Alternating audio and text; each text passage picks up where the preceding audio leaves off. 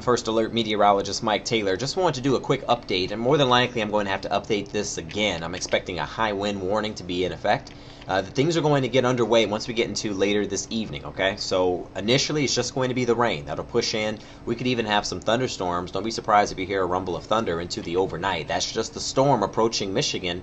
Once the cold front moves in, Sunday morning throughout Sunday afternoon and early evening, that's the corridor where the winds are going to be at their strongest. And by strong, we mean gusts of 40 to 50, maybe even 60 miles per hour at times. Definitely enough to bring down some trees, power lines, even cause some damage to weak structures.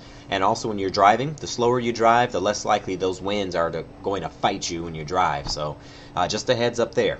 That'll be throughout the entire day on Sunday. We'll even throw in the mix, some snow showers. Yes, we can have some snow squalls passing through. Not anticipating a lot of accumulation on the roads, but when it's coming down, it could definitely cause some low visibility.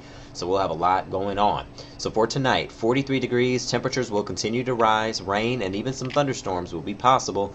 Into the day tomorrow, not much of a change with the temp, but that's because temperatures will be falling. If you wake up early in the morning, we'll hit a high of 50, but by the afternoon, when most of us are out and about, temperatures will be falling through the 40s. We'll be back into the 30s eventually.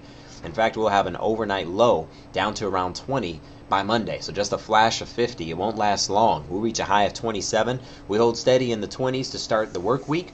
Few chances of seeing some snow showers on Wednesday. And once again, the weekend looks interesting with another storm to follow, but it looks like that will not arrive until next Saturday. So all attention will be on Sunday as the high winds begin to kick in. Thanks for joining us here at WXYZ.com.